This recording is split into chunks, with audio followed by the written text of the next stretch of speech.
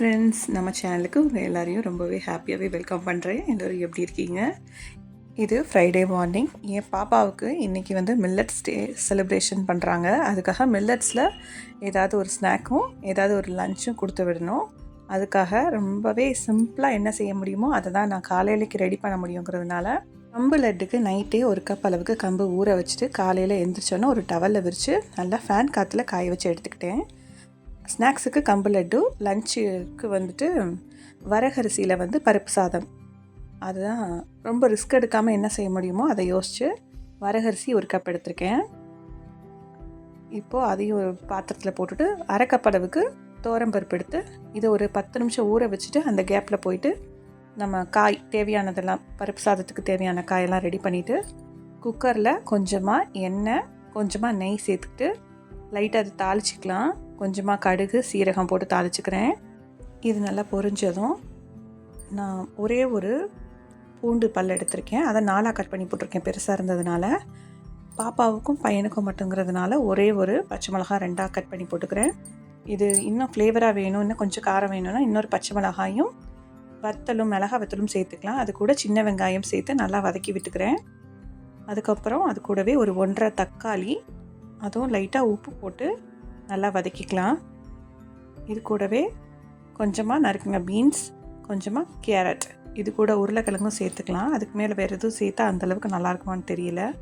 காய் லேசாக வதங்கினதுக்கப்புறமா இது கூடவே கொஞ்சமாக மஞ்சள் தூளும் சாம்பார் தூளும் சேர்த்துக்கிறேன். சும்மா லைட்டாக சேர்த்தா போதும், ரொம்ப சேர்க்க வேண்டாம். இது லைட்டாக வதக்கினதுக்கப்புறம் அடி பிடிக்காமல் இருக்கிறதுக்கு லைட்டாக தண்ணி கொஞ்சமாக ஊற்றிக்கலாம். இந்த கப் அளவுக்கு தான் 1 கப் வரகரிசியும் அரை கப்பு பருப்பு எடுத்திருந்தேன். 1 கப்புக்கு 2.5 கப் அளவுக்கு தண்ணி மொத்தமாக எடுத்து வச்சுருக்கேன். அதை குக்கரில் ஆட் பண்ணிக்கலாம். இப்போது ஊற வச்ச அரிசியும் சேர்த்துக்கலாம். ரொம்ப நேரம்லாம் ஊறல, ஒரு 10 நிமிஷம் ஊறி இருக்கும். எனக்கு குக்கர் பத்தாதனால நான் பெரிய குக்கரில் மாற்றிக்கிட்டேன். அது கூடவே சும்மா சின்ன சைஸ் நெல்லிக்காய் அளவுக்கு புளியை ஊற வச்சு அந்த தண்ணி அது கூட சேர்த்துக்கிட்டேன். மல்லி கருவேப்பிலை போட்டுட்டு கொஞ்சமாக நெய் போட்டு நம்ம குக்கர் மூடி போட்டுடலாம். இது லைட்டாக ஸ்டீம் வர ஆரம்பித்தோடனே நம்ம விசில் போட்டுட்டு ஒரு 3 விசில் வரட்டும், அந்தளவுக்கு போதும். ஒன் சைடு இதுக்கு சைடிஷ்க்கு உருளைக்கிழங்கு ஃப்ரையும் ரெடி பண்ணி வச்சுட்டேன். கம்பும் நல்லா ஃபேன் காற்றுல நல்லா காஞ்சிருச்சு. இதை நான் ஒரு மிக்ஸி ஜாரில் சேர்த்துக்கிறேன். இப்போது இதை மிக்ஸி ஜாரில் சேர்த்துட்டு நல்லா பவுடர் பண்ணி எடுத்துக்கணும். எந்த அளவுக்கு பவுடர் பண்ண முடியுதோ அந்தளவுக்கு பவுடராக்கி எடுத்துக்கிறேன். நல்லாவே பவுடராக இருந்துச்சு. இது கூட நான் எந்த கப்பில் கம்பு எடுத்திருந்தனோ அதே கப்பில் வெல்லமும் துருவி எடுத்திருக்கேன். இப்போது பவுடராக்கி வச்சுருக்கிற கம்பை ஒரு கடாயில் கொஞ்சமாக நெய் விட்டு அந்த கம்பை லைட்டாக பச்சை வாசனை போகிற அளவுக்கு வறுத்து எடுத்துக்கலாம். ரொம்ப ஹை ஹீட்டில் வைக்காமல் சிம்மிலேயே வச்சு பார்த்து வறுத்து எடுத்துக்கணும். கருகி போயிடாமல் இருக்கணும். அதை நல்லா வறுத்தெடுத்தோன்னே ஸ்மெல்லுலேயே நல்லா தெரிஞ்சிடும் உங்களுக்கு பச்சை வாசனை போயிடுச்சுன்னு. அதை மாற்றிட்டு அதே கப் அளவுக்கு பொட்டுக்கடலை எடுத்துக்கிறேன். இதையும் மீடியம் ஹீட்லேயே வச்சுட்டு ஒரு 30 செகண்ட்ஸ் அளவுக்கு வறுத்தா போதும். அதையும் எடுத்துடலாம். இப்போது கம்பை முதல்ல அரைச்சி முடிச்சாச்சு. அடுத்ததாக பொட்டுக்கடலையே அரைச்சிக்கிறேன். இதையும் நல்லா பவுடராக்கிட்டு அது கூட ஏலக்காய் மேலே இருக்கிறதெல்லாம் எடுத்துகிட்டு உள்ளே இருக்கிற விதை மட்டும் சேர்த்துக்கிறேன். அந்த மாதிரி இருந்துச்சுன்னா அரைச்சி லட்டு பிடிச்சதுக்கப்புறமா நாராக வரும். இதுவும் நல்லா அரைச்சி எடுத்ததுக்கப்புறமா இது கூட வெல்லத்தையும் சேர்த்துக்கலாம். வெல்லம் சேர்த்ததுக்கப்புறமா நம்ம அரைச்சி வச்சுருக்கிற கம்பு மாவையும் இது கூட சேர்த்துக்கலாம். இப்போ நம்ம கையிலேயே கலக்கும் போது நம்மளால் கலக்க முடியாது, எல்லாம் ஈவனாக வராது. அதனால் பல்ஸ் மோடில் 2-3 தடவை போட்டு எடுத்திங்கன்னா சூப்பராக பவுடராக வந்துடும். அதில் பாதி மட்டும் எடுத்துக்கிறேன். இப்போ ஸ்கூலுக்கு கொடுத்து விடுறதுக்கு மட்டும் நான் அதை எடுத்துக்கிட்டேன். பிடிச்சி பார்த்தாலே அந்த வெள்ளத்தில் இருக்கிற ஈரப்பதத்துக்கே அது நல்லா பிடிக்க வரும். இப்போது நெய்யை நல்லா உருக்கி இது கூட சேர்த்துக்கிறேன். நல்லா சூடாக இருக்குது நெய். இது ஒரு ஸ்பூன் போட்டு நல்லா கிண்டிட்டு லைட்டாக ஆறுனதுக்கப்புறமா நம்ம கையிலே பிடிச்சி எடுத்துக்கலாம்.